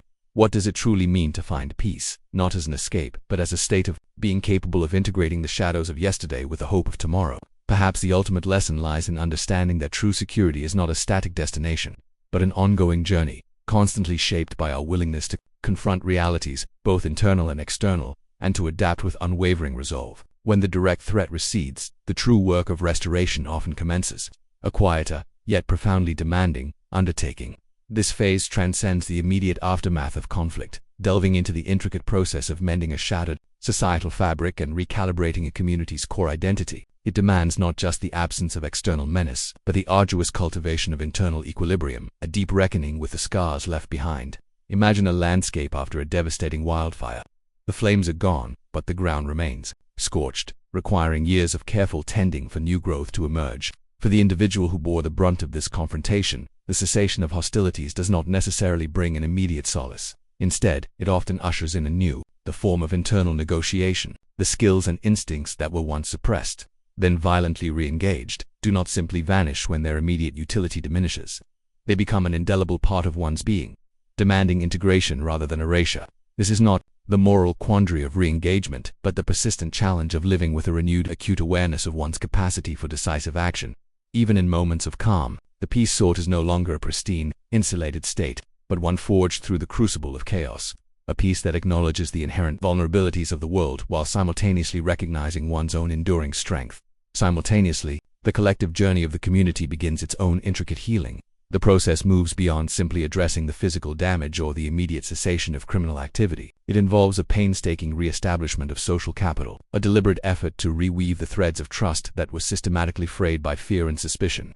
This necessitates open dialogue, collective remembrance, and the slow, often incremental, rebuilding of shared purpose. Consider how a community might organize support networks for those most affected, or how local institutions might evolve to better anticipate and mitigate future threats, not through reactive force but through proactive community engagement and education. This cultivates a new, more robust form of collective resilience, one born from shared adversity. Furthermore, a significant redefinition of safety often takes root. It shifts from an assumed state of innocence to a conscious, cultivated vigilance. This isn't a return to the pervasive anxiety of the conflict, but a mature understanding that peace is an active construct, maintained through collective awareness and a commitment to civic responsibility. It's an acknowledgement that the world contains shadows, but also that a united front can illuminate and eventually disperse them. This nuanced perspective fosters a deeper appreciation for the quiet rhythm of daily life, transforming what was once taken for granted into a hard-won victory. Ultimately, the true measure of redemption and recovery lies not in erasing the past, but in how it reshapes the future. For the protector, it might mean finding a new purpose and applying their unique insights to safeguard a different kind of peace, perhaps through mentorship or silent stewardship, rather than direct confrontation. For the community, it signifies a profound transformation, emerging not weaker, but fundamentally altered and paradoxically stronger in its newfound understanding of its own collective fortitude. This concluding reflection invites us to ponder the enduring human capacity for adaptation, the complex interplay between individual sacrifice and collective healing, and the timeless pursuit of a peace that is both resilient and deeply authentic. When the immediate turbulence subsides, a deeper, less visible process unfolds within a community that has grappled with such profound upheaval. This phase concerns the intricate work of reconciliation, not just between individuals, but with the very notion of what constitutes safety and normalcy. It is a period of quiet, yet persistent, recalibration, where the collective consciousness shifts from mere survival to the deliberate cultivation of a more resilient future. The former illusion of untouched serenity is replaced by a nuanced understanding that true peace is an active construct, continuously reinforced by collective endeavor. For the individual at the heart of such a maelstrom, the cessation of overt conflict precipitates a unique internal landscape. The specialized capacities that resurfaced under duress do not simply recede into dormant memory.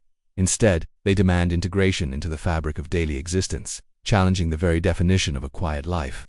This isn't about the moral ambiguities of past actions, but about the enduring psychological imprint of having navigated profound darkness.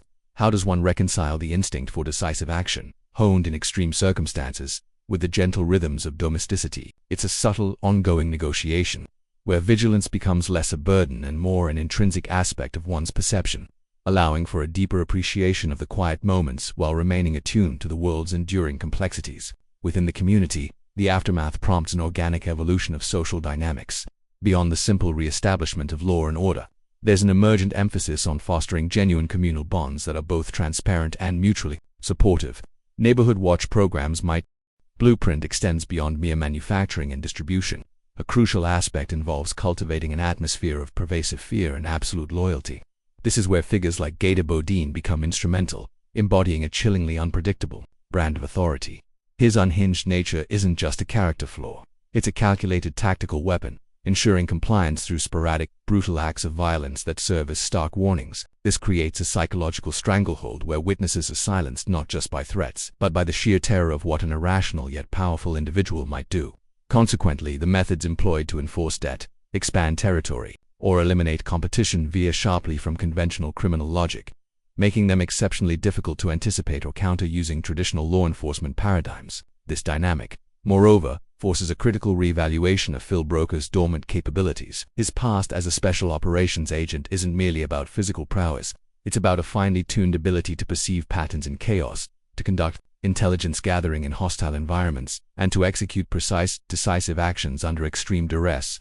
Consider the application of counter-surveillance techniques in a small town where everyone knows everyone. It requires an almost invisible presence, an acute understanding of local routines, and the ability to detect subtle anomalies that betray illicit activity. He isn't merely reacting. He's actively analyzing the drug empire's logistical vulnerabilities, identifying points of failure in their supply lines, and understanding the true power dynamics beneath the surface of Gator's erratic behavior. Furthermore, the battle isn't confined to overt confrontations. Broker's skills extend into the realm of psychological warfare, understanding how to subtly disrupt the enemy's cohesion and morale. Imagine the calculated dissemination of misinformation, the strategic appearance at unexpected moments, or the precise targeting of key assets that destabilize the criminal network from within, without drawing direct attention to himself. This is a clandestine war fought on multiple fronts, physical, informational, and psychological. The challenge is immense, as he must navigate this complex landscape without the resources, legal authority, or backup of his former life. He operates in a moral gray zone, where every action, however necessary, carries the weight of potential unintended consequences for the innocent community he seeks to protect. This inherent isolation, coupled with the need to maintain his cover, transforms every decision into a high-stakes gamble, forcing him to adapt his specialized training to an entirely new, deeply personal kind of conflict. The intrusion of a criminal enterprise into a seemingly tranquil locale precipitates a profound unraveling of the very foundations upon which community life is built. Beyond the immediate threat of violence or the overt presence of illicit substances, a more insidious decay begins, the erosion of trust. Neighbors, once bound by shared routines and mutual reliance, grow wary of one another. Suspicion becomes a silent epidemic, infecting interactions, chilling casual conversations, and fracturing the informal networks that typically underpin social cohesion. Civic participation wanes as residents become increasingly withdrawn, fearing repercussions for speaking out or even for appearing to notice the encroaching darkness. A collective sense of powerlessness can settle over the populace, replacing the former sense of security with a pervasive low-grade anxiety that colors every aspect of daily existence. Furthermore, this pervasive atmosphere casts a long, chilling shadow over the psychological well-being of the inhabitants, particularly the most vulnerable among them. Imagine children growing up in an environment where the rustle of leaves might be a drug deal, or where unfamiliar vehicles signal danger, rather than visitors. Their innocent perception of the world is subtly but irrevocably warped. The simple freedom of playing outdoors or walking to school becomes tinged with an unspoken apprehension. Adults, too, find their capacity for genuine relaxation diminished, their minds constantly scanning for subtle cues of threat, their sleep interrupted by worries that once seemed unimaginable. This constant vigilance, a diluted echo of a veteran's hyper-awareness, drains emotional reserves and can lead to chronic stress, manifesting in heightened irritability, social withdrawal, or even physical ailments. Consequently, when the established mechanisms of law and order appear overwhelmed or ineffective against such a deeply entrenched threat, a precarious societal void can emerge. The collective faith in institutions designed to protect them begins to fray, prompting a complex, often uncomfortable, reevaluation of what constitutes legitimate authority and effective defense. In such circumstances, the community might, by necessity or desperation, turn its gaze towards unconventional sources of strength. This isn't an endorsement of vigilantism, but rather an implicit acknowledgement that extraordinary problems may demand extraordinary, albeit morally ambiguous, solutions. The presence of an individual possessing skills honed for extreme situations, someone who operates outside conventional parameters, paradoxically becomes a focal point for hope, even as their methods might contradict the very principles of peace the community strives to reclaim. Another significant aspect of this societal disruption is the stifling effect on legitimate economic development and the overall vitality of the town. A reputation, however unfairly earned, as a hub for illicit activity acts as a potent deterrent to external investment. Businesses considering expansion will look elsewhere. Tourists seeking tranquility will bypass the area, and even long-standing local enterprises may struggle as the economic focus shifts towards the black market. This creates a vicious cycle. As legitimate opportunities dwindle, the allure of quick, albeit dangerous, money from the drug trade becomes more pronounced for desperate individuals, further entrenching the criminal element. The town slowly loses its younger generations, who migrate in search of safer environments and more promising futures, leaving behind a community grappling with economic blight and a diminished sense of collective purpose. Ultimately, the fight against such a pervasive threat transcends mere law enforcement. It becomes a battle for the very soul and future viability of the community itself. The very notion that a life meticulously constructed for tranquility can truly outrun a violent past often rests on a foundational misconception that distance inherently equates to disconnection. You might imagine that by simply relocating, by shedding old names and forging new routines, the intricate web of past affiliations or the lingering effects of a particular skill set simply dissolve. Yet, the reality is far more complex. Modern criminal enterprises, unlike the localized gangs of yesteryear, operate with a sprawling reach, often leveraging digital footprints and seemingly innocuous connections to trace individuals or identify vulnerabilities. This isn't about personal vendettas necessarily. It's about the impersonal logic of supply chains and territorial expansion. Consequently, the quiet anonymity sought by someone like Phil Broker can prove to be a remarkably thin veil, easily pierced by a criminal network that prioritizes expansion and resource acquisition over geographical boundaries. Moreover, a common myth pervades discussions of crime in rural settings that local law enforcement, by virtue of their presence, are inherently equipped to handle any threat. This perspective often overlooks the vast chasm between managing petty crime or domestic disputes and confronting a sophisticated, well-funded drug empire. Consider the significant disparities in intelligence-gathering capabilities. Small-town police forces rarely possess the forensic resources, the deep undercover assets, or the insurgency coordination networks necessary to dismantle an organization that operates across state lines, launders money through complex financial structures, and maintains a disciplined, fear-driven hierarchy. Their limited budgets often preclude specialized training in counter-narcotic strategies or psychological profiling, leaving them at a distinct disadvantage against adversaries who are not only well-resourced but also ruthlessly innovative in their criminal methodologies. However, the greatest challenge often lies in the moral labyrinth an individual like Broker must navigate. When does the act of protecting one's family or community transition from legitimate self-defense into an unsanctioned form of vigilantism? This isn't merely a legal question, it's a profound ethical dilemma that gnaws at the soul. To re-engage with the very tools and tactics one desperately tried to abandon, even for noble ends, risks a psychological relapse into a darker identity. The precision and ruthlessness required to effectively neutralize a threat like Gator Bodine's operation are not skills easily compartmentalized. They demand a certain detachment, a willingness to cross lines that a quiet life was meant to erase. This internal conflict, the battle against succumbing to the very nature one sought to escape, can be as devastating as any external confrontation, leaving scars that no amount of victory can truly heal. Furthermore, another pervasive misconception suggests that a community under siege will uniformly rise in defiance. The truth is far